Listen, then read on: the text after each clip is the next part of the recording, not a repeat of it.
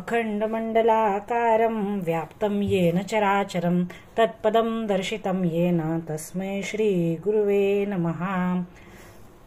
वसुदेवसुतं देवं कंसचाणूरमर्दनं देवकी परमानंदं कृष्णं वंदे जगद्गुरु। सर्व संतांना नमस्कार। ज्ञानोबा माऊली तुकाराम।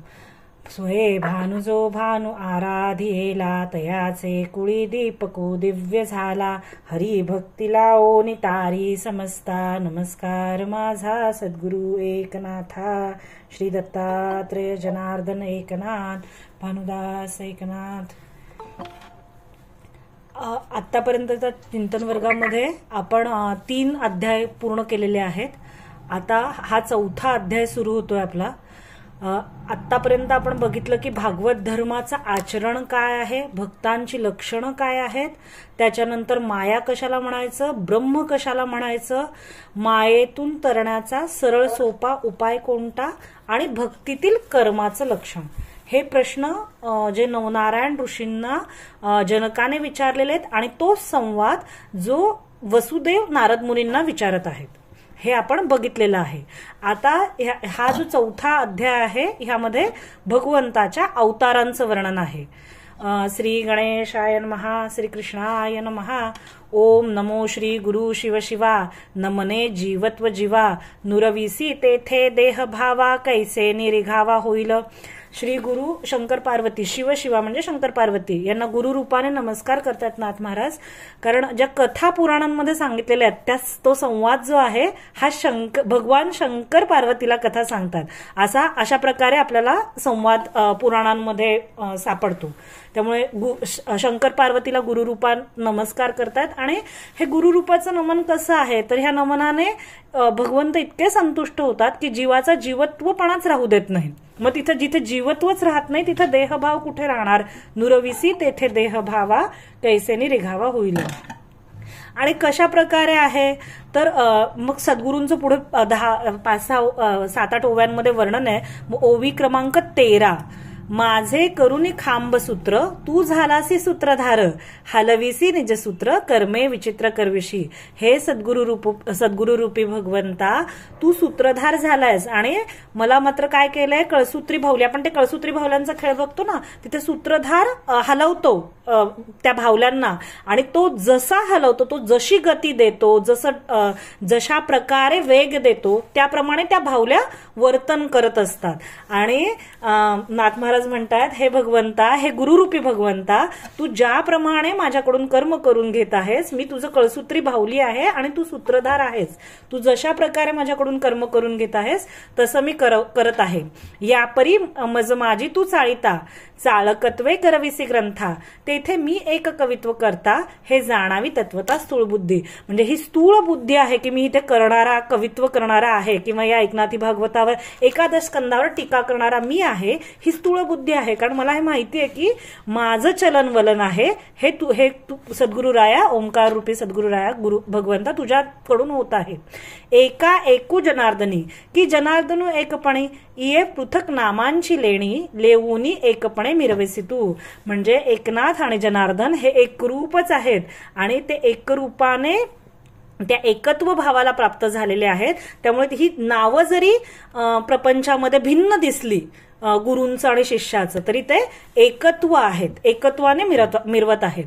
आणि हा जो एकत्वाचा संवाद आहे हा या एकादश स्कंधामध्ये आहे असं नाथ महाराज सांगतात। जेणे ओवी क्रमांक 20, जेणे फिटे भिन्न भेदू, म्हणजे आजूबाजूच्या नाम आणि रूप यांच्यामध्ये जे अडकल्यामुळे जो भिन्नत्व आपल्याला दिसत आहे त्या भिन्नत्वाचं निरसन करायचं असेल तर त्याचा बोध कुठे आहे, तो श्री भागवती निजबोधू, आत्मबोधाचा तो संदेश जो अद्वैत तत्वाला घेऊन जातो, जो एकत्वाला प्राप्त करून देतो, असा संदेश ह्या भागवत ग्रंथामध्ये आहे। आणि असा बोध या भागवत ग्रंथामध्ये आहे। वसुदेवा प्रति नारदू सांगत संवादू इतिहासाचा तोच इतिहास ज्या योगाने भिन्नत्व नष्ट होऊन एकत्वपणा प्राप्त होतो, अद्वैत स्थिती प्राप्त होते, असा आत्मबोध वसुदेवाला नारद मुनी सांगत आहेत. मग श्रोते काय म्हणतात, संत काय म्हणतात, तव श्रोते संत समुदाओ म्हणती कैसा नवलाओ सद्गुरु स्तवनी ब्रह्मभाओ साधिला आओ अभेत्वत्वे. आम्हाला लक्षात आलंय की सद्गुरूंचं स्तवन करून संत म्हणतायत की सद्गुरूंचं स्तवन ज्या अभेदत्वाने तू केलेलं आहेस त्याप्रमाणे तू ब्रह्मभावाला साधलेलं आहेस हे आमच्या लक्षात आलंय. हे सद्गुरूची, आता हे संत म्हणतायत त्यांना, हे सद्गुरूची विनवणी की ब्रह्मसुखाची खाणी परिसता सप्रेम बोलणी रिजली आयणी सज्जनांची. ही सद्गुरूंची प्रार्थना म्हणजे जणू काही ब्रह्मसुखाची खाणच आहे. आणि कशी खाण आहे ही, या देश भाषा वाणी उघडली परमार्थाची खाणी बोल नव्हती हे स्पर्शमणी लागता श्रवणी पालटे जीव. म्हणजे हे प्राकृत भाषेमध्ये लिहिलेलं एकादश स्कंधावरची टीका आहे. ही कशी आहे, देशभाषावाणी म्हणजे प्राकृतात लिहिलेली ही जी टीका आहे, तर उघडली संत सांगतायत की तू काय केलंयस, तर तू अक्षरशः परमार्थाची खाणच उघडली आहेस. हे तुझे शब्द आहेत, हे शब्द नाही आहेत नुसते, तर स्पर्शमणी आहेत.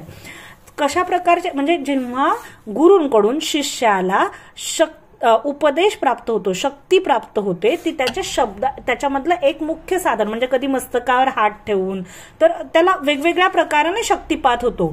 तर हा शब्दांच्या रूपातला शक्तिपात आहे. त्यामुळे हे शब्द नाही आहेत, हे बोल नव्हे तर स्पर्शमणी. जणू काही तू मस्तकावर हातच ठेवत आहेस आणि लागता श्रवणी पालटे जीव, म्हणजे ह्या शब्दांचं कानांवर पडले आणि श्रवण झालं तर क्षणी जीवत्व भावना दूर होते आणि अभिन्नत्व अभेदत्व प्राप्त होतं, अद्वैत प्राप्त होतं. अशा प्रकारे संत ह्या ग्रंथांची हे करतात, स्तुती करतात. या परी श्री भागवती अनुपम सुख अगाध स्थिती ते कथेची संगती लाभ सुनिश्चित अर्थावबोधे. आता पुढील कथाकडे आपण वळूया. ऐकोनी संतांचे वचन ओवी क्रमांक 26 शिरी वंदोनी त्यांचे चरण पुढील कथा निरूपण श्रोती सावधान परिसावे. संतांचं हे वचन ऐकून त्यांच्या चरणांवर मस्तक ठेवून नाथ महाराज आता पुढच्या कथेचं निरूपण करतायत. मग नाथ महाराज सांगतात की तृतीय अध्यायाच्या अंती काय वर्णन केलं होतं, तर तिसऱ्या अध्यायाच्या शेवटी आपण भक्तीचं निरूपण केलं होतं. त्याच्यामध्ये आपण भगवंताच्या अर्चन भक्तीचा भाग बघितला होता. भगवंताच्या सगुण मूर्तीचं कसं ध्यान करायचं, कशी पूजा करायची हे बघितलं होतं, बरोबर. शेवटी आपण भगवंताच्या मूर्तीचं ध्यान बघितलं होतं. हृदयामध्ये ध्यान करायचं, मग तांत्रिक आणि वेदोक्त मंत्रांनी भगवंताची कशी सुंदर, त्या बाळकृष्णाची कशी पूजा करायची हे आपण बघितलं होतं. मग राजा म्हणतो आता तू आम्हाला सगुण मूर्तीबद्दल सांगितलंयस ना, तर आता मला सांग, नवनारायण राजा हा प्रश्न, जनक राजा हा प्रश्न विचारतो की भगवंतांनी श्रीहरींनी स्वेच्छेनुसार आतापर्यंत जे जे अवतार घेतलेत आणि ज्या ज्या लीला केल्यात त्या आपण कृपया करून मला सांगाल का. तो अजन्मापरी जन्मधरी अकर्मापरी कर्म करी विदेही तो देहधारी होऊनी संसारी स्वधर्म पाळी. ओवी क्रमांक 32 ओवी क्रमांक 33 त्याच्या अवताराची स्थिती. कवण जन्म कवण व्यक्ती किती अवतार किती मूर्ती कृपेने मजप्रती सांगा स्वामी. मला त्यांच्या अवतारांचं रहस्य, त्या किती किती अवतार झाले ते सगळं सांगा. मग द्रुमिल काय म्हणतात, अरे बाबा भगवंत कसे आहेत, अनंत आहेत आणि त्यांचे गुण कसे आहेत, त्यांचे गुण सुद्धा अनंत आहेत. म्हणजे एक वेळेस आपण पृथ्वीवरचे धुळीतले कण मोजू शकतो, पण भगवंताच्या गुणांची किंवा त्यांच्या अवतारांची गणना करणं हे शक्य होणार नाही. म्हणजे पृथ्वीवरील धुलीकण मोजता येतील, पण भगवंत अनंत असल्यामुळे त्यांचे अनंत अवतार आहेत, आपण त्यांची गणना करणं शक्य नाहीये. ज्याची लीला शक्ती अपरिमित ऐशा अनंत शक्ती ज्याच्या नखात या लागी तो अनंत म्हणत. त्याचे गुण समस्त गणवती कोणा, म्हणजे त्याच्या गुणांची गणना कोण करू शकतं, त्या अनंताच्या कुणीच करू शकत नाही. तर आपण काय करू, त्याचे काही मुख्य अवतार आहेत भगवंताचे, म्हणजे 24 अवतार इथे सांगितलेले आहेत. ते 24 अवतार आपण तेवढे बघू, कारण तो अनंत आहे आणि त्याच्या सगळ्या अवतारांचं गणना करणं आपल्या बुद्धीने शक्य नाहीये आपल्याला. त्यामुळे मुख्य मुख्य अवतारांचं आपण हे करू. मग पहिला अवतार कोणता, मी काही फोटो बनवलेले आहेत, मी स्क्रीन शेअर करते, एक मिनिट.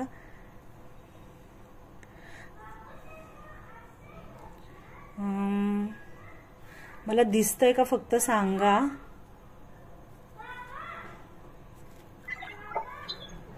स्क्रीन शेअरिंग दिसतोय फोटो? विराज पुरुषाचा फोटो आहे. तर पहिला अवतार जो आहे तो पुरुष अवतार आहे. भगवंताची माया कशाला म्हणायचं, किंवा okay, I can not use the camera while I sharing the screen, असं मला मेसेज येतोय, त्यामुळे मी कॅमेरा नाही यूज करत. तर एकदा फोटो बघून घ्या, मग आपण त्याच्यावर हे करू. मग भगवंताची जो पहिला अवतार आहे, तर आपण जेव्हा माया कशाला म्हणायचं भगवंताची, त्याच्यामध्ये आपण बघितलं होतं की भगवंताची मायेचं कार्य उत्पत्ती, स्थिती आणि लय, ह्या अनुषंगाने आपण मायेचं कार्य बघितलं होतं. आणि त्याच्यामध्ये ब्रह्म कशाला म्हणायचं ह्याच्यामध्येही आपण बघितलं होतं की तो भगवंतच एकदा मनाने आणि दशदा वेगवेगळ्या म्हणजे पंच ज्ञानेंद्रिय, पंचकर्मेंद्रिय ह्या विभागामध्ये तो भगवंतच विभागलेला आहे, तो भगवंतच प्रवेश करतो जीवामध्ये. तर ही पुरुष अवताराची कथा जी आहे ही अगदी तोच आपल्याला वेदांताचा तोच भाग ह्या पुरुष अवताराच्या पहिल्या अवताराच्या कथेमध्ये येतोय. तर द्रुमिल आता पहिल्या अवताराची म्हणजे पुरुष अवताराची कथा सांगू लागलेले आहेत. ओवी क्रमांक 45. नारायणे आत्मशक्ती पंचमहाभूते भूताकृती सृजून या यथानुगती ब्रह्मांडाची स्थिती निर्माण केली. म्हणजे भगवंत पहिल्यांदा आत्मशक्तीच्या रूपाने ब्रह्मांडामध्ये भगवंतांनी प्रवेश केला. या ब्रह्मांडाला विराजपूर असं नाव आहे. विराजपूर ब्रह्मांडा नाम तेथे लीला प्रवेशे देवोत्तम, या लागी पुरुष हे नाम पुरुषोत्तम स्वांशे पावे. म्हणजे भगवंताने ह्या ब्रह्मांडामध्ये, विराजपूर नावाच्या ब्रह्मांडामध्ये स्वतःच्या अंशाने प्रवेश केलेला आहे, शक्तीने, आत्मशक्तीने. आणि त्यामुळे हे ब्रह्मांड हेच या विराट पुरुषाचं, विराज पुरुष म्हणजे विराट पुरुषाचं एक शरीर आहे. आणि त्यामुळे ह्या ब्रह्मांडामध्ये जो त्याने शक्ती रूपाने प्रवेश केलेला आहे, म्हणून त्याच्या पहिल्या अवताराला पुरुष अवतार असं म्हणतात. आणि मग नाथ महाराजांनी पुढे सांगितलंय की ह्या ब्रह्मांडाच्या, ह्या पुरुषाच्याच संबंधाने, त्याच्या शक्तीने त्याने अनेक जीवांची उत्पत्ती केली, ज्या शक्तीला माया असं संबोधलं जातं. आणि ह्या विराट शरीरातच हा भगवंत राहिलेला आहे. त्याच्यामुळेच इंद्रियांपासून सर्वांना देह धारण करण्याची म्हणजे कर्मेंद्रिय, ज्ञानेंद्रिय निर्माण झाली. आणि त्याच्यामुळेच प्राण्यांमध्ये ज्ञान प्राप्ती सुद्धा होते. श्वासोश्वास त्याच्यामुळेच चालतो. इंद्रियांमध्ये ओज किंवा काम करण्याची शक्ती सुद्धा ह्या भगवंताच्या अंशानेच उत्पन्न होते. उत्पत्ती, स्थिती, प्रलय हे सुद्धा ह्या भगवंताच्या शक्तीमार्फत ह्या ब्रह्मांडामध्ये चाललेलं असतं. असा हा पुरुष अवतार आपण मागच्या चिंतन वर्गामध्ये ह्याचं खूप सविस्तर आपण चर्चा केलेली आहे. म्हणजे ह्याच भगवंतापासून, ह्या प्रथम शक्तीपासून, पुरुषावतारापासून ब्रह्मदेव जे रजोगुणाचं प्रधानत्व करतात. असं नाहीये की ब्रह्मदेवांमध्ये रजोगुण आहे. रजोगुण ह्या गुणांचं आधिपत्य, अधिकारी ते आहेत. भगवंत स्वतः ब्रह्मदेवाच्या रूपाने या रजोगुणाचं आधिपत्य करत आहेत. त्याचप्रमाणे यज्ञपती विष्णू सुद्धा जे ब्रह्मांडाचं पालन पोषण, जगाच्या स्थितीसाठी, पालन पोषणासाठी जे कार्य आहे, भगवंतच विष्णू रूपाने, विष्णूचं रूप भगवंतांनीच घेतलेलं आहे आणि ती शक्ती जगाच्या स्थितीचं काम करत आहे. त्याचप्रमाणे स्वतः प्रत्यक्ष भगवंतच तमोगुणाचं प्रधानत्व करून रुद्र झाले आहेत आणि जगाच्या संहाराचं काम करत आहेत. अशा प्रकारे आपण हे बघितलंय मायेचं कार्य कसं चालतं, उत्पत्ती, स्थिती आणि प्रलय. तर स्वतः ती भगवत शक्तीच ह्या तिन्ही रूपांमध्ये प्रकट होऊन उत्पत्ती, स्थिती आणि लय ह्याचं कार्य सुरू आहे. म्हणजे प्रजेची उत्पत्ती, प्रजेचं लय आणि त्यांचं संहार आणि त्यांचं स्थिती, त्यांचं पालन पोषण करणं, अशा प्रकारे ही पुरुषोत्तराची कथा आहे. त्याच्यानंतर नरनारायण कथा ओवी क्रमांक आपण 67 पासून बघू. मी थोड्या वेळ स्क्रीन शेअर करते, जरी मी दिसलं नाही तरी तुम्हाला थोडं काही पिक्स दाखवतो. Start now. नरनारायण कथा. दक्ष प्रजापतीची मूर्ती नावाची एक कन्या होती, जी धर्माची पत्नी होती. आणि ह्या भगवंताने, हा जो आदिपुरुष आहे, ह्याने ह्या ऋषीश्रेष्ठाच्या नर आणि नारायण यांच्या रूपानं अवतार धारण केला. आणि ह्या अवतारामध्ये त्यांनी नारद, ते मूर्ती मातेच्या उदरी नरनारायण अवतारी एकच 2 रुपये करूई धर्माच्या घरी अवतरले. धर्माची पत्नी होती ही दक्ष प्रजापतीची मूर्ती नावाची कन्या. ही ह्या मूर्ती मातेच्या पोटी नर आणि नारायण ह्या 2 रूपांनी भगवंतांनी अवतार घेतलेला आहे. ह्या अवतारात त्यांनी काय केलेलं आहे तर नारदांना आणि अनेक सनकादिक सगळ्यांना नैष्कर्म्य लक्षण काय असतं म्हणजे कर्म करून, आपण मागच्या वेळेस बघितलं कर्म अकर्म विकर्म. नैष्कर्म्य म्हणजे कर्म करून नैष्कर्म्य सिद्धीला कर्म करता करता कर्मबंधनातून मुक्ती कशी मिळवायची ते नैष्कर्म्य सिद्धीचं लक्षण ह्या अवतारामध्ये भगवंतांनी स्वतः आचरण केलं आणि सगळ्यांना शिकवलं. तर अशा प्रकारे हे नरनारायणाचा अवतार आहे. आता ही कथा आपण पूर्ण एक एक ओवी बघत जाऊ.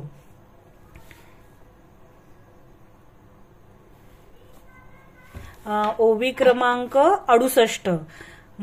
मूर्ती मातेच्या उदरी ही बघितली आपण 68 आणि 69. तेणे नारदादिकांसी जाण निरूपले नैष्कर्म्य लक्षण स्वय आचरला आपण ते कथन ऐकराया. आता पुढच्या 10 श्लोकांमध्ये द्रुमिल ऋषी ह्या नरनारायणाची कथा सांगतायत. आता हे नरनारायण कसे होते तर अगदी शांत स्वरूप होते आणि हे नरनारायण तपस्या करायला बसले होते. जेव्हा कुणी तपस्या करायला बसतं त्यावेळेस इंद्राला आपल्याला माहिती आहे की तपस्येचा प्रभाव वाढला की काय होतं इंद्राला पहिल्यांदा भीती वाटते त्याचं पद जाईल की काय.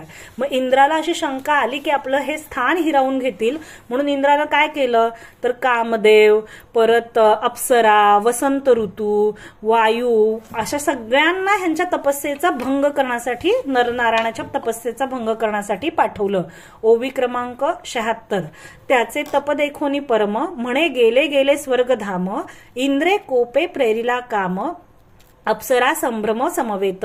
त्यांचं ते दुष्कर तप पाहून आपलं स्वर्गस्थान जाईल की काय अशी इंद्राला भीती वाटली आणि त्यामुळे इंद्राने ओवी क्रमांक 77 काम समवेत अप्सरा सवे वसंत ही दुसरा क्रोधू अवघिया पुढारा जो तापसाते पुरा नागवी. म्हणजे तपस्या भंग करण्यासाठी ह्या सगळ्यांना कामदेव अप्सरा वसंत अशा वायू ह्या सगळ्यांना इंद्राने जिथे नर आणि नारायण हिमालय पर्वताच्या इथे तपस्या करायला बसले होते तिथे ह्यांना पाठवलं ह्या सगळ्यांना.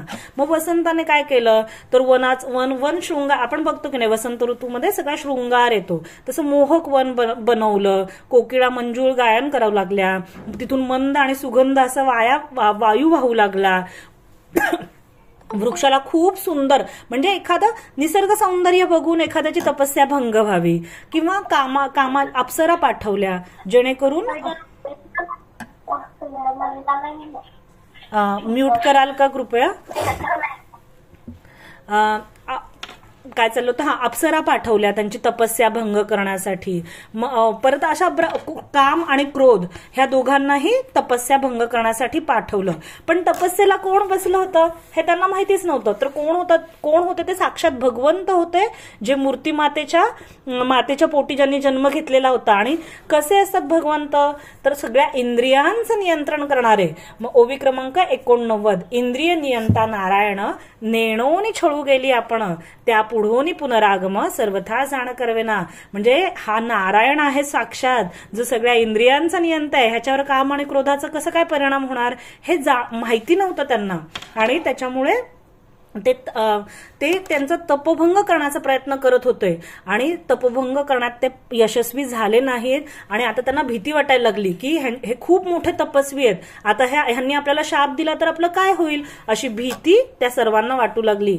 ओवी क्रमांक 91 जाणोनी नारायण प्रताप आता कोपोनी देईल शाप येणे धाके म्लान रूप अतिसकंप भयभीते. म्हणजे ते त्यांची शरीर कापू लागली घाबरून. कारण तपस्वी कसे असतात क्रोधी असतात. तपस्वी आपण बघितलं ते बघणार आहेत आता पुढे ओव्या येणार आहेत कोणते तपस्वी क्रोधी असतात ते. तर जे शाप देऊ शकतात शापाच्या अनुग्रह त्यांनी जर शाप दिला तर त्यांना तत्काळ त्यांचा विनाश होईल अशी भीती या काम क्रोधांना वाटू लागली. पण काय झालं जेव्हा नर आणि नारायण यांनी डोळे उघडले तर त्यांनी अत्यंत शांतपणे डोळे उघडले आणि ते म्हणाले, त्यांना अंतःकरणात ह्याची जाणीव होती की हे सगळे इंद्रियाने अविवेकीपणे केलेलं कृत्य आहे आणि त्यांनी ते बिलकुल रागवले नाहीत. एकदम हसत हसत म्हणाले, कामदेवा, क्रोधा, तुम्ही काळजी करू नका. तुम्ही आमच्या इथे अतिथी म्हणून आलेला आहात, तर तुम्ही माझ्या आतिथ्याचा स्वीकार करा. ओवी क्रमांक 92. आईशी देखोनी त्यांची स्थिती, एवढी शांतता, परमशांती त्यांच्या ठिकाणी बघितल्यावर त्यांना खूप आश्चर्य वाटलं. आईशी देखोनी त्यांची स्थिती, कृपेने तुष्टला कृपामूर्ती, अणु मात्र कोपना या चित्री, या किंचित सुद्धा त्यांच्या मनात ह्यांच्यावर रागवावं असं इच्छा नव्हती. अभिनव शांती नारायणाची. नारायण हा भगवंताची शांती कशी आहे तर अत्यंत अभिनव आहे. शांती कशाला म्हणायचं? ओवी क्रमांक 96.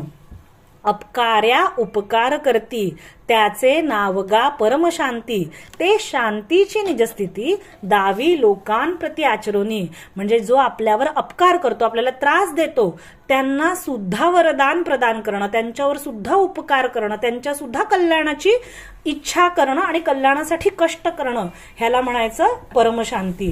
आणि अशी ती शांतीची जी निजस्थिती आहे ती ह्या नरनारायणांनी ह्या अवतारामध्ये आचरण करून दाखवली.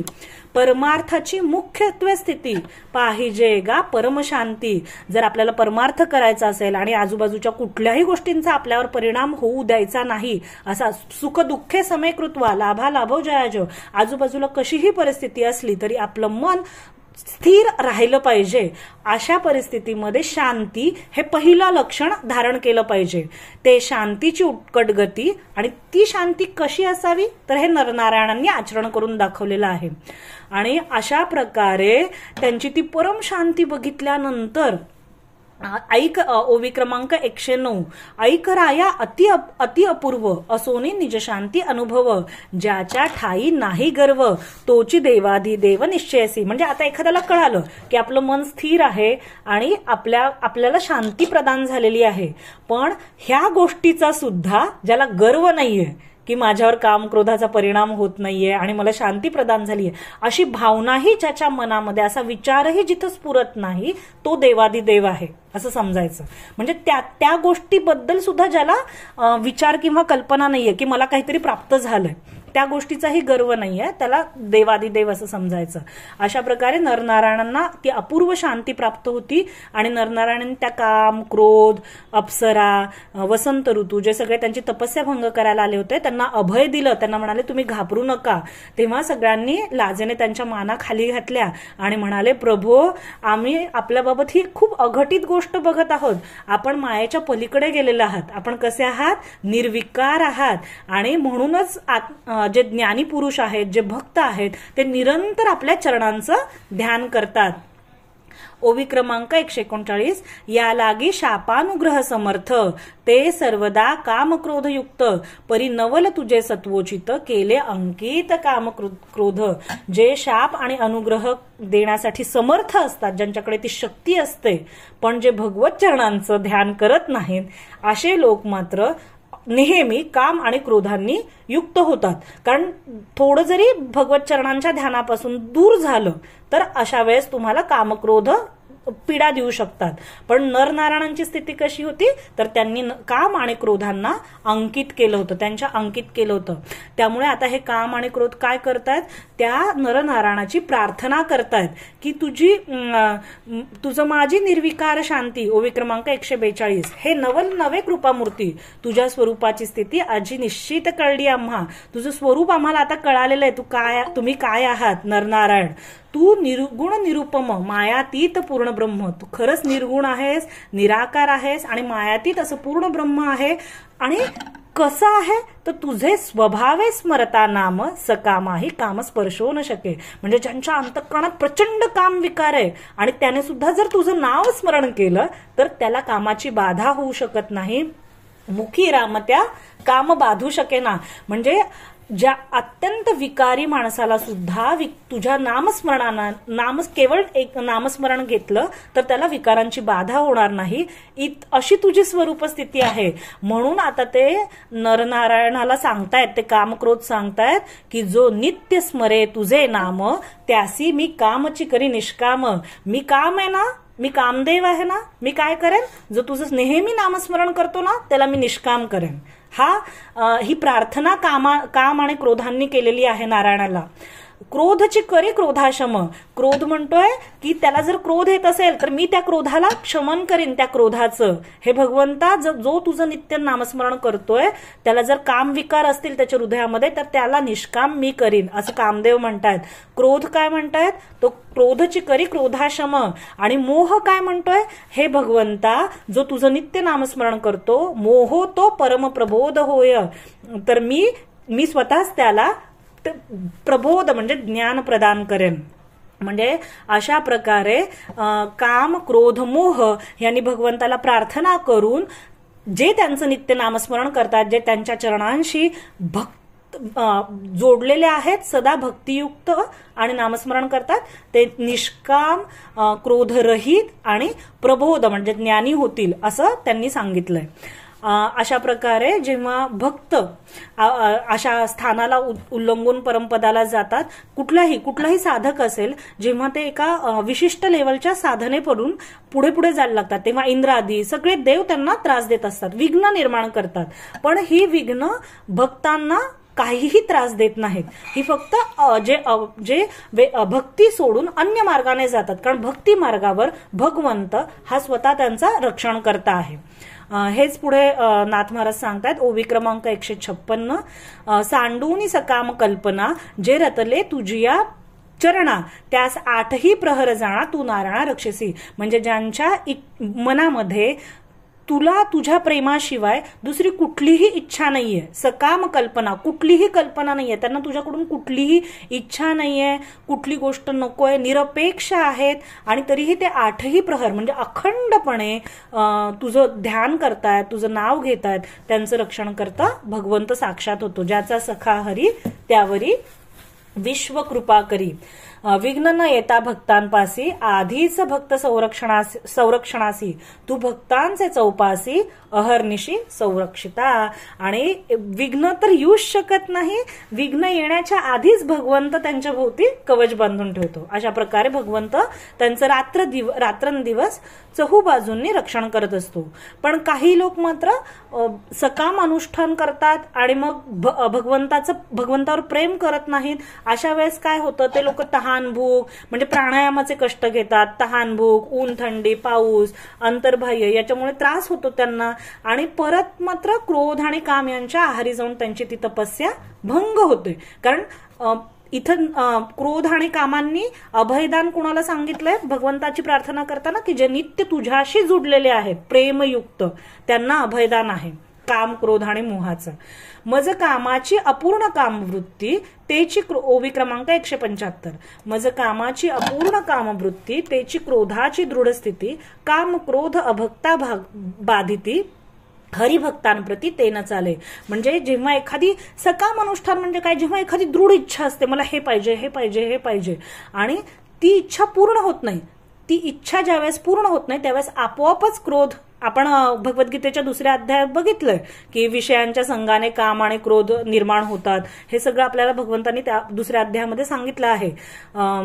तर तेच इथे सांगतात की जेव्हा इच्छा अपूर्ण राहते तेव्हा आपोआप क्रोध येतो, आणि त्यामुळे जे अभक्त आहेत, जे भगवंताशी जुडलेले नाहीयेत, त्यांना काम आणि क्रोध यांची बाधा होते. पण हरिभक्तांच्या पुढे मात्र ते चालत नाही.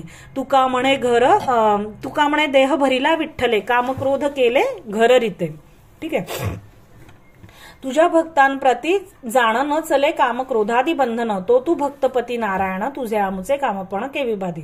अशा प्रकारे काम आणि क्रोधाचं तिथं काही चालत नाही. आणि त्याच्यानंतर सगळे काम क्रोध मोह सगळे भगवंताला नमस्कार करून भगवंत स्वतःच्या मांडीपासून एक अप्सरेचं निर्माण करतात, उर्वशी, आणि त्या अप्सरेला इंद्राला भेट म्हणून घेऊन जा असं सांगतात, आणि त्या उर्वशीला घेऊन ते सगळे परत स्वर्गामध्ये जातात. अशी ही नरनारायणाची परमशांतीची कथा आपण दुसरा अवतार बघितला.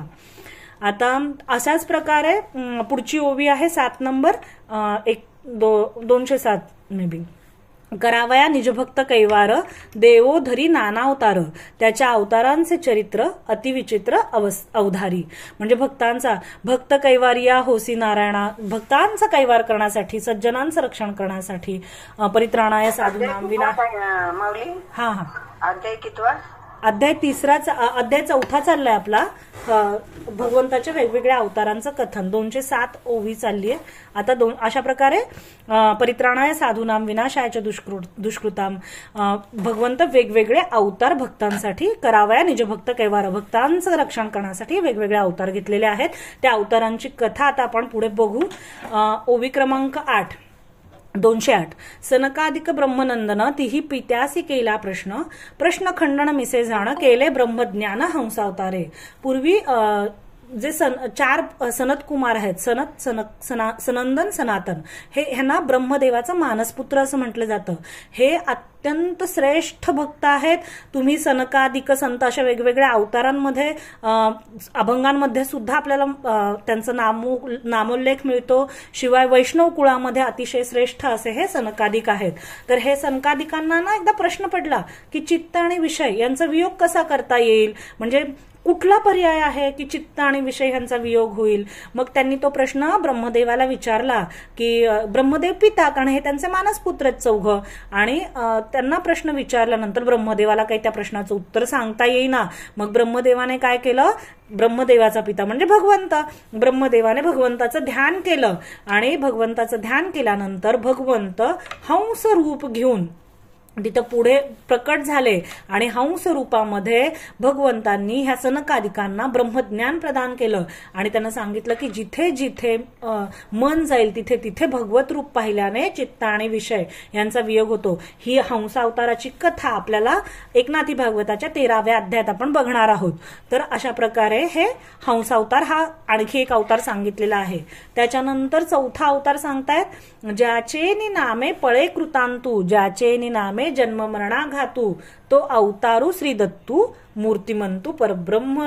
म्हणजे ज्याचं नाव ऐकताच दत्तात्रय दत्तात्रय कळी काळा नाही भय, ज्याचं नामस्मरण, ज्याचं नाव ऐकूनही काळ पळून जातो आणि जन्म मरण नाहीच होतं, अशा साक्षात ज्ञानावतार म्हणजे श्री गुरुदत्त, सगळ्या जगांचं गुरुत्व पद, विश्वाचं गुरुत्व पद ह्या दत्तगुरूंना प्राप्त झालेलं आहे. पूर्णपणे निर्गुण निराकार, जसं ते निर्गुण निराकार आहे ते अवतरलेलं परब्रह्म साक्षात जसंच्या तसं ज्ञानावतारामध्ये अवतरलेलं आहे. अनुसया आणि अत्री हे ऋषी, ह्या ऋषींच्या पोटी ह्या दत्तगुरूंचा जन्म झालेला आहे. ही जी अनुसया माता होती ही अतिशय श्रेष्ठ पतिव्रता होती. आणि त्यामुळे जे आपली सावित्री, रमा आणि पार्वती ह्यांना वाटलं की त्यांनी सांगितलं की आपण ह्यांच्या पतिव्रत्याचं परीक्षण घेऊया, सत्व परीक्षा घेऊया. मग तिन्ही देव ब्रह्मा, विष्णू आणि महेश अत्री ऋषींच्या आश्रमात येऊन त्यांनी इच्छाभोजन व्यक्त केलं. आणि पतींचं केवळ नामस्मरण करून जे उदक असतं त्यांच्या कलशातलं त्यांनी त्या तिन्ही भगवंतार त्रिमूर्तीवर शिंपडलं. आणि ते क्षणात लहान बालक झाले आणि अनुसया मातेच्या घरी राहू लागले. आणि नंतर परत त्यांनी त्या जेव्हा रमा म्हणजे लक्ष्मी माता, पार्वती माता आणि सावित्री माता जेव्हा परत आले तेव्हा त्यांनी मूळ स्वरूप दिलं देवांना. पण त्यांना आशीर्वाद प्राप्त झाला की तुम्ही तिघं माझ्या पोटी पुत्ररूपाने याल. आणि मग तिथूनच पुढे दुर्वास, चंद्र आणि महाविष्णूचा अवतार म्हणजे श्री दत्तगुरु हे प्रकट झाले. आणि नंतर दुर्वास आणि चंद्र तपस्येसाठी निघून जाताना ह्या दोन्ही शक्ती, शंकराची आणि ब्रह्माची शक्ती ह्या दत्तगुरूंमध्ये समाविष्ट झाली. आणि अशा प्रकारे हा दत्त अवतार ज्यांनी वैदिक धर्माचा अत्यंत प्रसार केला आणि संपूर्ण जगाला ज्ञानाचा उपदेश, अद्वैत ज्ञानाचा उपदेश संपूर्ण ब्रह्मांडाला दिला. त्यामुळे जितके काही संप्रदाय आहेत त्या सर्व संप्रदायांचे आद्य गुरु म्हणून दत्तगुरूंना संबोधित केलं जातं. असा हा पूर्णपणे साक्षात परब्रह्म निर्गुण निराकार अवतरले अनुसया मातेच्या पोटी असा हा दत्तगुरूंचा अवतार आहे. त्याच्यानंतर 5वा अवतार नैष्टिक ब्रह्मचारी निश्चिती, ज्यासी स्वप्नी नाही वीर्यच्युती, या लागी कुमार म्हणती अवतार मूर्ती सनकादिक. हे सनकादिक आहेत ना, जे मगाशी आपण बघितलं ब्रह्मदेवाचे मानसपुत्र आहेत 4, तर हे सुद्धा हे छोटे बालक आहेत 4 म्हणून यांना कुमार असं म्हणतात. आणि हे साक्षात हे भगवंताचेच अवतार आहेत. त्याच्यानंतर आमुचा जो का पिता वृषभ नारायण ज्ञाता तोही अवतार नृपनाथा जाण तत्वता भगवन मूर्ती. म्हणजे आता आपण नवनारायण बघतोय, नवनारायण सांगतायत उपदेश जनक ऋषींना. आपण बघितलं प्रियव्रत जो स्वयंभू मनू आहे त्याचा पुत्र प्रियव्रत, प्रियव्रतचा नाभीचा वृषभदेव. तर हे वृषभदेव आणि वृषभदेवाचे जे 100 पुत्र आहेत त्याच्यापैकी हे नवनारायण. दुसऱ्या अध्यायात आपण हा वंशविस्तार बघितला होता. तर हे जे वृषभदेव आहेत म्हणजे ह्या नवनारायणचे जे वडील आहेत ते सुद्धा साक्षात वसुदेवाचाच म्हणजे भगवंताचाच अवतार आहे. अशा प्रकारे ही नामरूपी संपूर्ण ओवी क्रमांक 113 अवतारी अवतरे नारायण जो जगाचा प्रतिपालन स्वांशे श्रीकृष्ण अवतारे. म्हणजे तो भगवंत श्रीकृष्णच वेगवेगळ्या नावाने रूपाने ह्या जगामध्ये स्वतःच्या अंशाने अवतीर्ण होतो, वेगवेगळे अवतार घेतो. मग तोची स्वयगा श्रीकृष्ण, मधु कैठब निर्दाळून म्हणजे पूर्वी मधु आणि कैठब असे 2 राक्षस होते. त्यांचा संहार म्हणजे भगवंत जेव्हा निद्रिस्त अवस्थेत होते तेव्हा त्यांच्या कर्णमळातून जन्मला म्हणून कैठब आणि दुसरा सुद्धा कर्णमळातून जन्मलेला मधु असे 2 राक्षस जेव्हा प्रचंड मातले होते तेव्हा भगवंतांनी त्यांना आपल्या मांडीवर घेऊन म्हणजे त्यांनी असं सांगितलं की जिथे धरा नाहीये तिथे आमचं शिरच्छेद कर, असं त्या मधु कैठबांचा संहार केलेला आहे आपल्या मांडीवर घेऊन. आणि त्यामुळेच भगवंतांना कैठभारी आणि मधुसूदन अशी नावं मिळालेली आहेत. तर हे 2 अवतार मधुसूदन आणि कैठभारी. त्याच्यानंतर हयग्रीव नावाचा अवतार वेद पळून नेले होते, ते वेदांचं रक्षण. हयग्रीव म्हणजे घोड्याचा आकार, तर घोड्याचं रूप. अशा प्रकारे हयग्रीव नावाचा अवतार घेऊन ते वेद परत आणून ब्रह्मदेवाला भगवंतांनी दिले. त्याच्यानंतर तेच त्यांनी पुढच्या ओवीमध्ये सांगितले. ओवी क्रमांक 115 तेणे शंख मर्दुनी पुढती उद्धरिल्या बुडत्या श्रुती बुडाल्या श्रुती आणून दिधल्या ब्रह्मया हाती जाण निश्चित वेदरक्षणा. शंखासूर नावाच्या राक्षसाचा वध करून ज्या श्रुती बुडाल्या होत्या श्रुतीमाता त्या परत आणून वेदांचं रक्षण करून ते ब्रह्माच्या हातामध्ये परत दिलं. त्याच्यानंतर ओवी क्रमांक 216 तेणेची मत्स्यावतारे प्रलया कालांबू महाभारे मनु सकट रक्षिले धरे निज निर्धारे औषधीसी. म्हणजे जे भगवंताचे दशावतार मानले जातात ना विष्णूंचे, त्याच्यामध्ये हा मत्स्य अवतार हा पहिला अवतार आहे. एकदा काय झालं, पृथ्वीवर महाप्रलय होणार होता आणि त्या प्रलयामध्ये संपूर्ण प्रलय म्हणजे आपण बघितलं मागच्या दुसऱ्या अध्यायात सगळी संपूर्ण सृष्टी नष्ट होऊन जाते. आणि ह्या संकटातून वाचवण्यासाठी सत्ययुगामध्ये प्रलय काळामध्ये भगवंतांनी चैत्र शुक्ल तृतीयेला विश्वाचं रक्षण करण्यासाठी हा मत्स्य अवतार घेतलेला आहे. तिथे काय होतं की एक सत्यव्रत नावाचा राजा होता आणि हा मनु जेव्हा बद्रीवनामध्ये नदीकाठी आलेला होता आणि हा अर्घ्य देत होता. तर अर्घ्य देताना त्याला एक लहानसा मासा आला. मग त्याला वाटलं की हा छोट्या माशामुळे तर आपल्याला काही भेद नाही, त्यामुळे त्याने त्या माशाने सांगितलं की मला आश्रय दे राजा तुझा. मग त्याने हो म्हटलं, पण हळूहळू तो मासा मोठा होत गेला आणि त्याला ठेवायला त्याच्याकडे पात्र शिल्लक राहीना. मग त्याने नदीत सोडलं तर तो नदीपेक्षाही मोठा झाला मासा. मग त्याने समुद्रात सोडलं. मला राजाला लक्षात आलं की हा मासा काही साधा सुद्धा नाहीये, तर ही दैवी शक्ती आहे. आणि मग भगवंत विष्णूंनी त्या राजाला सत्यव्रत नावाच्या राजाला दर्शन दिलं आणि राजाला एक जहाज बांधायला सांगितलं. त्या जहाजमध्ये सप्तर्षी आणि वेद ह्यांचं मात्र एका नौकेतून रक्षण झालं त्या प्रलय काळामध्ये आणि परत ते वेद आपल्याला त्या प्रलयानंतर जी पुन्हा सृष्टी निर्माण झाली त्याच्यामध्ये आपल्याला ते सापडले. अशा प्रकारे ही मत्स्य अवताराची कथा आहे. पुढे 117 कमठ अवतार. म्हणजे पूर्वी काय झालं होतं, समुद्र मंथन झालं. समुद्र मंथनातून 14 रत्न निघाले. मग त्या समुद्र मंथन करण्यासाठी मोठी रवी म्हणजे मेरू पर्वत ही रवी ठरली आणि ती धारण कुठे करायची, तर भगवंतांनी कासवाचं रूप घेतलं. आणि तेणेची कमठ अवतारा स्वपृष्टी धरुनी गिरीवरा मंथोनिया क्षीरसागरा अमृत सुरवरा अर्पिले. आणि जे समुद्रातून अमृत निघालं ते अमृत वाटण्यासाठी सुद्धा परत भगवंताने मोहिनी रूप धारण केलेलं आहे. ती ही कथा पुढे आलेली आहे, मी सांगते परत. पुढची ओवी श्वेतवाराह महामूर्ती धरेने केली पूर्ण भक्ती 218 तिसी उद्धरुनी कृपामूर्ती अभिनव शांती अर्पिली.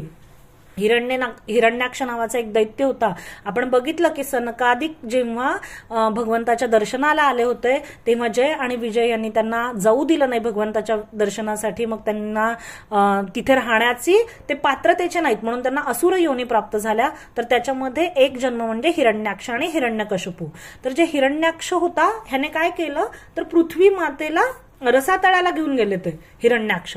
आणि त्यावेळेस पृथ्वीचा उद्धार होण्यासाठी तिला त्या समुद्रातून रसातळातून परत तिचं अवकाशात आणण्यासाठी भगवंतांनी वराह नावाचा अवतार धारण केला. आणि ह्या वराह अवतारामध्येच भगवंतांनी पृथ्वीने प्रार्थना केली होती, पूर्ण भक्ती केली होती भगवंताची. म्हणून भगवंतांनी वराह अवतार धारण केला आणि ह्या हिरण्याक्षाचा वध ह्या अवतारामध्ये केलेला आहे. त्याच्यानंतरची कथा 219. तेणे आर्तत्राणा तातडी वैकुंठाहुनी घालोनी उडी गजाचे ग्रहबंधन तोडी उद्धरिले आवडी गजेंद्रा. ते म्हणजे भागवत पुराणाच्या 8व्या स्कंदात ही कथा आलेली आहे ह्या गजेंद्र हत्तीची. तर हा जो गजेंद्र हत्ती होता हा पूर्वी इंद्रदुम्न नावाचा राजा होता आधीच्या जन्मामध्ये. आणि त्याने आधीच्या जन्मामध्येही भगवंताची भक्ती केलेली होती. आणि ह्या जन्मामध्ये मात्र तो एका मोठ्या जंगलाचा राजा होता. आणि एकदा काय झालं तो आपल्या हत्तीने आणि त्याचं ते सगळं सैन्य घेऊन सरोवरामध्ये स्नान करायला गेला होता. आणि तो जेव्हा स्नान करत होता त्यावेळेस एका मगरीने त्याचा पाय पकडला. सुरुवातीला तर त्याला वाटलं की ही मगर एवढी छोटी, आपलं एवढं मोठं सैन्य आहे, हे लढेल. मग आधी त्याने सैन्याने लढले पण ते काही त्याची सुटका करू शकले नाहीत. परत हत्तीने सुद्धा त्याची सुटका करू शकल्या नाहीत. नंतर त्याने स्वतःची पूर्ण शक्ती त्या मगरीतून आपला जीव वाचवण्यासाठी लावली पण तरीही त्याला काही तिथे यश प्राप्त झालं नाही. आणि ज्या क्षणी त्याला कळालं की आता आपली कुठल्याही प्रकारे सुटका होऊ शकत नाही, पूर्वजन्मी केलेली साधना ही नेहमी उपयुक्त ठरते, त्याच्या बुद्धीमध्ये आता स्मरण आलं की आता आपण भगवंताशिवाय आपल्याला कोणीही सोडू शकत नाही. आणि तत्काळ त्याने भगवंताची एक कमल पुष्प तोडलं आणि ते भगवंताला अर्पण करून भगवंताला हाक मारली असं सांगितलं जातं. भागवताच्या 8व्या स्कंदामध्ये ही कथा आलेली आहे की त्याची हाक पूर्ण व्हायच्या आतच भगवंत गरुडावर बसून त्याला वाचवण्याचं, कारण तीव्रता म्हणजे किती प्रमाणात तीव्रता आहे तुम्हाला ह्या बंधनातून मुक्त होण्यासाठी, त्या तीव्रतेच्या तळमळीवर भगवंताचं येणं तो काळ अवलंबून असतो. आणि त्याने आपल्या संपूर्ण शक्तींना विसरून पूर्णपणे भगवंताचा शरणागत झाला होता आणि अत्यंत तळमळीने आणि अत्यंत तीव्रतेने त्याने भगवंताला हाक मारली. आणि त्यामुळे भगवंत तत्काळ त्याच्यासाठी आले. तिथे गजेंद्र मोक्ष नावाचं स्तोत्र सुद्धा भागवतामध्ये आलेलं आहे ज्याच्यामध्ये त्याने भगवंताची स्तुती केलेली आहे बोलवण्यासाठी भगवंताला. आणि अशा प्रकारे त्या हत्तीची भगवंतानी सुटका केलेली आहे. तो उल्लेख इथे नाथ महाराज सांगत आहेत. त्याच्यानंतरची ओवी आहे मार्कंडेय एकेवेळी बुडता अकाळ प्रलय जळी तेणे स्मरता वनमाळी तारी तत्काळी वटपत्रशाही. एक असं वटाच्या पानावर झोपलेलं, माझ्याकडे सगळे फोटो मी पाठवून देतो तुम्हाला सगळ्या अवतारांचे. वडाच्या पानावर झोपलेलं भगवंताचं एक छोटंसं बाळ अवतार आहे, त्याला वटपत्रशाही भगवंत असं म्हणतात. तर जेव्हा मार्कंडेय ऋषींनी प्रलय काळामध्ये महापुरात बुडत असताना ह्या भगवंताचं स्मरण केलं होतं तेव्हा ह्या वटपत्रावर शयन करणाऱ्या भगवंतांनी त्यांचं रक्षण केलं होतं. पुढे जे काही वानरांनी त्यांच्या मस्करीच्या स्वभावानुसार शाळीग्रामाची पूजा करत होते ऋषीश्वर. आणि नळ नावाचे वानर ह्याच वानरांनी परत राम अवतारामध्ये शिळा तारलेल्या आहेत. कारण त्यांनी ते शाळीग्राम समुद्रात बुडवले आणि समुद्रात बुडवल्यानंतर ऋषींनी प्रार्थना केली आणि ऋषींनी प्रार्थना केल्यावर भगवंत धावून आले आणि त्यांना त्यांचं शाळीग्राम आणि ऋषींना वाचवलं. आणि ऋषींनी ह्यांना सांगितलं की आता तुमच्या हातून शिळा बुडणार नाहीत. आणि हेच शिळा बुडणार नाहीत हा त्यांना जो ऋषींनी सांगितलेले उद्गार होते तो त्यांना वरदान म्हणून प्राप्त झाला आणि परत राम अवतारात त्यांनी सेतू बांधण्यासाठी त्यांची मदत झालेली आहे. त्याच्यानंतर ओवी क्रमांक 125 वृत्र वधिला वज्र घाते ते ब्रह्महत्या इंद्राते, तेणे दोषे तो अंधतमाते, जाणपा निश्चिते बुडत होता. एक वृत्रासूर नावाचा राजा होता, असुर होता. आणि हा वृत्रासूर म्हणजे जरी तो असुर असला तरी तो भक्त होता. ह्याची खूप सुंदर कथा भागवतामध्ये आलेली आहे, आधीच्या 6व्या की 7व्या स्कंदात आहे. तर हा वृत्रासूर म्हणजे त्याने स्वतःचा प्राण सुद्धा दिला भगवंताच्या सेवेसाठी. हा अशा प्रकारचा भक्त होता. आणि ह्या वृत्रासुराने आपला प्राण अर्पल्यामुळे जो इंद्र आहे त्याला ब्रह्महत्येचं पातक लागलं. आणि त्याच्यामुळे काय झालं की इंद्राने भगवंताचं स्मरण केलं आणि इंद्राला भगवंताने ह्या पातकातून रक्षण केलेलं आहे भगवंतानी इंद्राचं. त्याच्यानंतर ओवी क्रमांक 128, जेव्हा मूर नावाच्या दैत्याने अनेक स्त्रियांना कोंडलं आणि अत्यंत दुराचार केला, तेव्हा मुरारी, भगवंताचं एक नाव आहे मुरारी, तेव्हा भगवंतानी अवतार घेऊन ह्या मूर नावाच्या दैत्याचा वध केलेला आहे.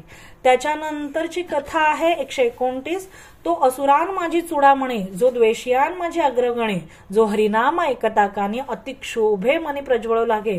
आपण बघितलं की सनकादिकांनी शाप दिला होता जय विजयाला. तर एक जण हिरण्याक्ष आणि दुसरा हिरण्यकशिपू म्हणून आला होता. तर हा हिरण्यकशिपू इतका अति बलवान होता आणि त्याने आपल्या भावाचा वध केलाय ह्या विष्णूने, म्हणून विष्णूचं नाव घेण्यासाठी सुद्धा, हरीचं नाव घेण्यासाठी सुद्धा त्याने बंदी केली होती.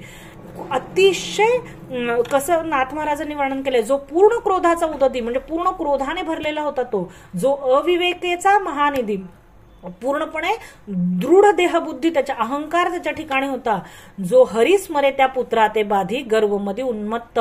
आणि स्वतः तो म्हणायचा की ह्या जगात जर भगवंत कोण आहे तर हिरण्यकशिपूच आहे, दुसरा कुठलाही भगवंत नाहीये. इतका प्रचंड गर्व होता त्याला. आणि त्या गर्वापोटी तो स्वतःच्या मुलाला सुद्धा त्याने अत्यंत म्हणजे हा हिरण्यकशिपू ह्याने अनेक वर्ष तपस्या केली, पण दुर्गुण कसे असतात, त्या दुर्गुणांमुळे त्याने ब्रह्मदेवाला वरदान मागितलं की मला दिवसा मरण येणार नाही, रात्री मरण येणार नाही, बाहेर घरात मरण येणार नाही, बाहेर मरण येणार नाही, अशा अस्त्राने मरण येणार नाही, शस्त्राने, असं पूर्ण वरदान मागितलं. आणि वरदान मिळालं हिरण्यकशिपूला. पण आपण जर कथा नीट वाचली तर आपल्याला दिसतंय की ते खरं वरदान लागू पडलं प्रल्हादासाठी. म्हणजे ना त्याच्यावर जेव्हा हरीचं स्मरण करत होता त्यावेळेस जेव्हा त्याला शस्त्राने मारण्याचा प्रयत्न केला तर शस्त्र त्याच्यावर चाललं नाही, त्याला पर्वतावरून ढकलून, का तर तो हरीचं स्मरण करत होता. आणि हिरण्याक्षाचा वध झाल्यामुळे हिरण्यकशिपूच्या मनात भगवान विष्णूबद्दल अतिशय द्वेष होता. म्हणजे तो भगवंतांना आपला शत्रू समजत होता आणि स्वतःला या जगाचा भगवंत समजत होता. त्यामुळे त्यांनी त्याला पर्वतावरून ढकलण्याचा प्रयत्न केला, त्याला जलामध्ये बुडवण्याचा प्रयत्न केला, त्याला उकळत्या तेलामध्ये बुडवण्याचा प्रयत्न केला, त्याला हत्तीच्या पायाखाली बांधलं, त्याला विष दिलं. विष ते अमृत तुझ्या नावे असं तुकोबांनी सांगितलंय. प्रल्हाद अग्नीत राखीला जळात, विष ते अमृत तुझ्या नामे. प्रल्हादाचे प्रत्येक ठिकाणी, कारण ह्या प्रल्हादाला जेव्हा लहान होता हा कयाधू मातेच्या पोटात होता, जो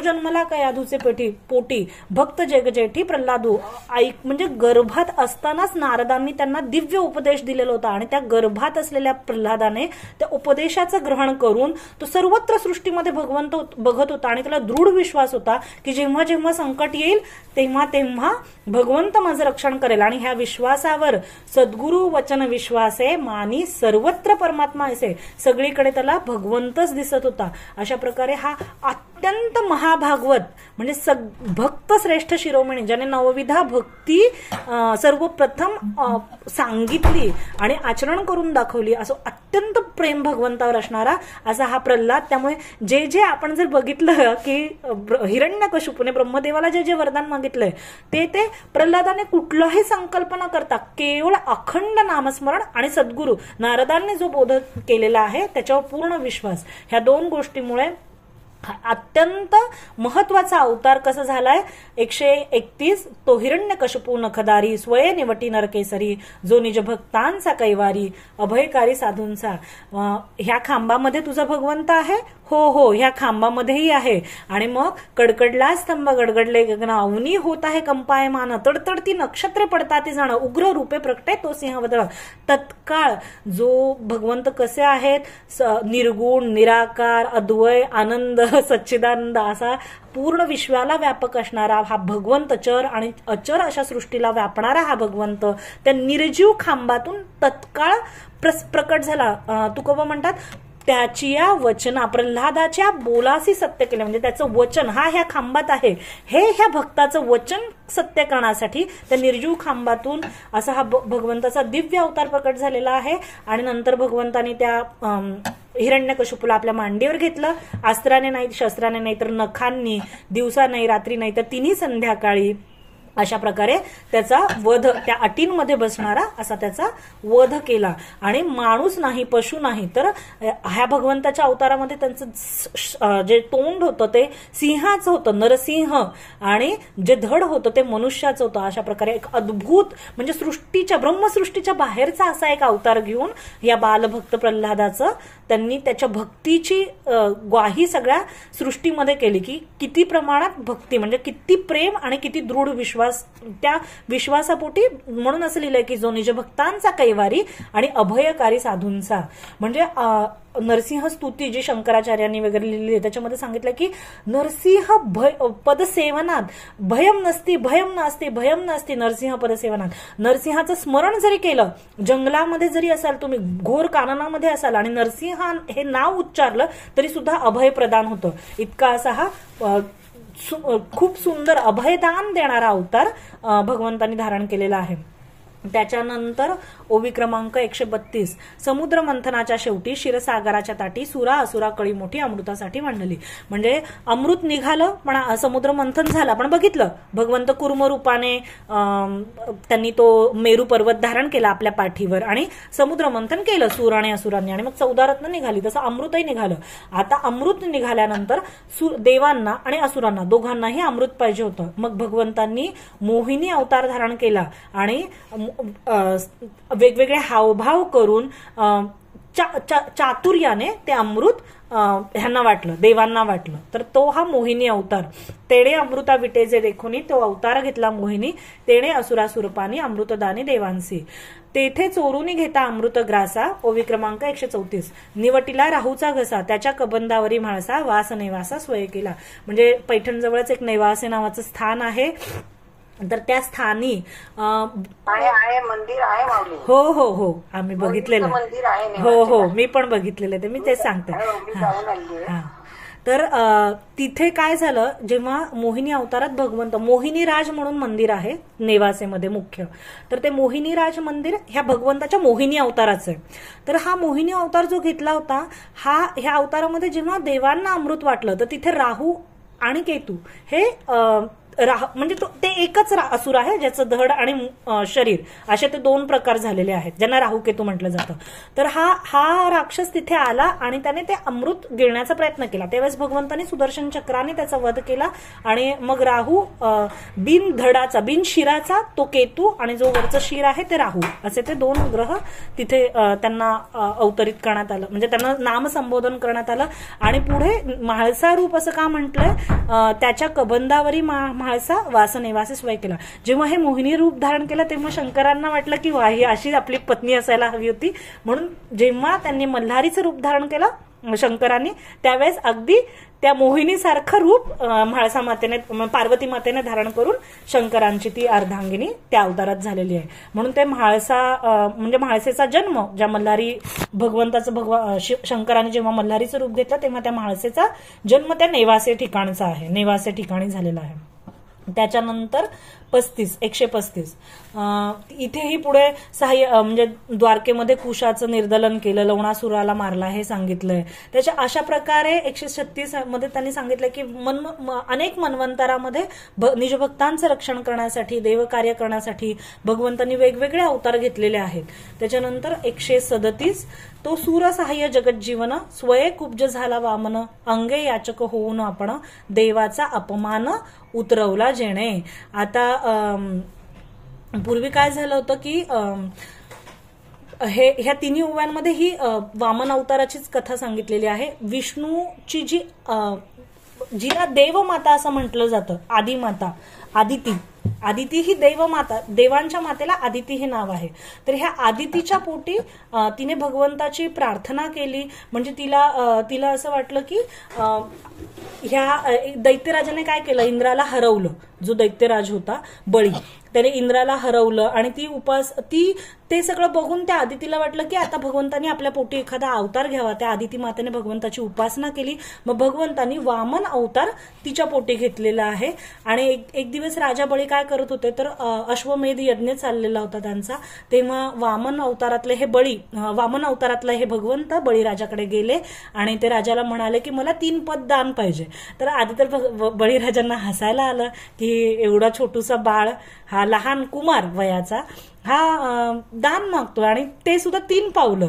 तर ते म्हणाले, गुरु सांगत होते शुक्राचार्य की देऊ नकोस, पण ते म्हणाले ठीक आहे मी द्यायला तयार आहे. जर गुरु शुक्राचार्यांनी सांगितलं, कल्पना दिली होती बळीराजाला की हा साक्षात भगवंत आहे, तू ह्याच्यावर मुळीच विश्वास ठेवू नको. तू जेव्हा ते झारी असते, त्या ज्याच्याने संकल्प केला जातो त्या झारीच्या तोंडावर जाऊन बसले होते शुक्राचार्य, जेणेकरून संकल्प पूर्ण होऊ नये. गुरु किती मदत करतात. पण बळीराजाने ठरवलं होतं की जरी मी भिकारी झालो तरी हरकत नाही, पण साक्षात भगवंत माझ्याकडे मागायला आलेले आहेत आणि मी त्यांना देणार. म्हणजे त्याला पूर्ण कल्पना होती की आपल्याला काय होणार आहे पुढे. तरीही त्याने नाही, माझ्या कुळामध्ये प्रल्हाद झालेला आहे, माझ्या कुळामध्ये अनेक शूरवीर झालेले आहेत, तर मी भगवंत जरी असतील आणि माझा पूर्ण नाश जरी झाला तरी मी हे दान भगवंताला देणार. त्यामुळे त्यांनी संकल्प सोडला आणि ज्या क्षणी संकल्प सोडला भगवंतांनी अतिविराट रूप धारण केलं आणि एका पायामध्येच पृथ्वी वगैरे करून 3रा पाय बळीला पाताळात ढकललं अक्षरशः. पण त्याची ती भक्ती की त्याला माहिती असताना सुद्धा आपला सर्वनाश होणार आहे, आपलं सगळं जाणार आहे. म्हणजे त्याचं तो अश्वमेध यज्ञ तर सार्वभौमत्व मिळवण्यासाठीच करत होता, पण त्या सगळ्या भौतिक गोष्टींचा त्याने तत्क्षणी त्याग केल्यामुळे भगवंत आहेत ना, ठीक आहे आपण ह्यांच्यासाठी काहीही करायचं, ह्या त्याच्या एका समर्पित भावनांमुळे बळीच्या दरवाजावर भगवंत द्वारपाल म्हणून उभे राहिलेले आहेत. इतकी ह्या बळीराजाची ख्याती पुराणांमध्ये सांगितली जाते. आणि हेच पुढच्या 3 ह्याच्यामध्ये सांगितलंय की दाने दाटुगा बळी त्यासी देवाची नव्हे कळी, मग त्रिविक्रम रूपे आकळी बळी छळीला जेणे तरी भाव बळे बळी प्रबळू. बळी कसा होता, तर भावाने मात्र प्रबळ होता. ठीक आहे, तेने देव केला द्वारपाळ. आणि त्याचा भाव किती प्रबळ होता, तर देवाला सुद्धा त्याने स्वतःचा द्वारपाल बनवलं. विष्णू सत्व पाहे छळू छळू, भगवंतानी मात्र त्याचं सत्व परीक्षा घेतली. शेखी दासांचा दयाळू दास्य करी स्वय. आणि असा कृपाळ भगवंत आपल्या जो भक्त आहे त्यांचं सुद्धा दास्यत्व करायला पुढे मागे बघत नाही. म्हणजे आजही रसातल नावाचं जे पाताळ आहे, जिथे बळींचं निवासस्थान आहे, तिथे बाहेर भगवंत द्वारपाल म्हणून उभे आहेत. आणि हीच कथा पुढे सांगितली आहे. त्याच्यानंतरची कथा सांगितलेली आहे ते परशुराम, जमदग्नी ऋषी आणि रेणुका माता यांच्या पोटी. आपण ही कथा पहिल्या अध्यायात बघितली होती. परशुराम हे अवतारात जन्म घेतला आणि त्यावेळेस सहस्रार्जुनाचा वध झाल्यामुळे पृथ्वीला 21 वेळेस निक्षत्रिय करण्याचा प्रण ह्या परशुरामांनी केलेला होता. त्याच्यानंतर नाथ महाराज राम अवताराची कथा सांगतात, ओवी क्रमांक 145. अत्यंत सुंदरपणे सांगतात, जो अवतारांचे मूळ पीठ, जो वीर वृत्ती अतिउद्भट, तो अवतारान माझी श्रेष्ठ अतिवरिष्ठ श्रीराम. सगळ्या अवतारांचं जर मूळ पीठ कुठलं असेल तर ते भगवंत राम आहेत. आणि सगळ्या तो अवतारान माझी श्रेष्ठ अतिवरिष्ठ श्रीराम. कसं आहे हे राम, तर पापे पळती राम. नुसतं राम ह्या शब्दाचं वर्णन केलं म्हणजे एक गणिका होती, तिनं पोपट पाळला होता आणि त्या पोपटाला राघोबा म्हणून बोलायला तिनं शिकवलं होतं. तर मरताना तिने फक्त एकदा राघोबा म्हटलं, तर त्या गणिकेला एका कवळासाठी गणिका बैसवली वैकुंठी. त्या एकवेळेस नामस्मरण केलं. एकदा भगवंत रामाचं नाव तिच्या मुखामध्ये आल्यामुळे त्या पोपटाच्या निमित्ताने तिला वैकुंठामध्ये गती मिळाली. गणिकेची कर्माकर्मे गणिका म्हणजे वेश्या, श्रीराम नामे निर्दाळिली. एकदा रामनाम म्हणजे तो अवतार इतका अतिवरिष्ठ आणि श्रेष्ठ आहे की त्याचं एकदा जरी स्मरण झालं तरी सगळ्या पापांचा नाश होतो. कसा नाश होतो? नामे कळीकाळासी धाक, कळी काळ सुद्धा ह्या रामनामाला घाबरतो. यमदूतालाही तिथं जागा मिळत नाही. रामनाम गजरे देख पळे निश्चेख जन्म मरण. हा अवतार इतका श्रेष्ठ होता, म्हणजे जे जे एक मनुष्य म्हणजे भगवंत परब्रह्म शक्ती जेव्हा ह्या राम अवतारात आली, जे जे एक मनुष्य कुठल्याही दैवी शक्तीचा आश्रय न घेता करू शकतो, मर्यादेचं पालन, म्हणूनच मर्यादा पुरुषोत्तम असं या भगवंत रामांना म्हटलं जातं. ते सगळं चरित्र त्यांनी राम अवतारात करून दाखवलेलं आहे. आदर्श जीवन, आदर्श पती, आदर्श पुत्र, आदर्श शत्रू सुद्धा बरं का आदर्श. रावणाला जेव्हा मारायचं म्हटलं, जेव्हा रावणाचे अंत्यसंस्काराला सुद्धा भगवंत राहिले होते आणि त्यांनी रावणाला सुद्धा अत्यंत खूप वेळेस क्षमायाचना केलेली आहे. म्हणजे एक आदर्श शत्रू सुद्धा आपण म्हणू शकतो. बिभीषण जो रावणाचा भाऊ होता, कुठल्याही निरपेक्षता म्हणजे बिभीषणाला पूर्ण राज्य प्रदान केलं त्यांनी. म्हणजे प्रत्येक आदर्श मानवी जीवनातले जे आदर्शांचे मूल्यमापन आहे, जे नीतिमूल्यांचं मापन आहे, ते बघायचं म्हटलं तर भगवंत रामाचा अवतार आहे. आणि हा अवतार अतिशय सुंदर आहे. अत्यंत म्हणजे एक सर्वसामान्य मनुष्य ज्याच्याकडे राज्य नाहीये, ज्याच्याकडे कुठलीही गोष्ट नाहीये, ती व्यक्ती केवळ नीतिमूल्य आणि सदाचार आणि सगळ्या ऋषींचे आशीर्वाद त्यांनी ह्या सदाचारामुळे आणि नीतिमूल्यामुळे मिळवलेले आहेत. अशी व्यक्ती सुद्धा त्रिभुवनातल्या बलाढ्य अशा, ज्याचा संहार कुठलेही देव करू शकत नव्हते, कुठलेही ग्रह त्याचं काही बिघडवू शकत नव्हते, अत्यंत बलाढ्य असा रावण, त्याचा संहार, त्याचा वध केवळ काही वानर एकत्र करून एक मनुष्य करून दाखवतो. इतकं अद्भुत चरित्र रामांचं ह्या राम अवतारात भगवंतांनी हे चरित्र दाखवलेलं की सदाचार आणि नीतिमूल्य ह्या दोन गोष्टी जर एकत्र सांभाळल्या तर मनुष्य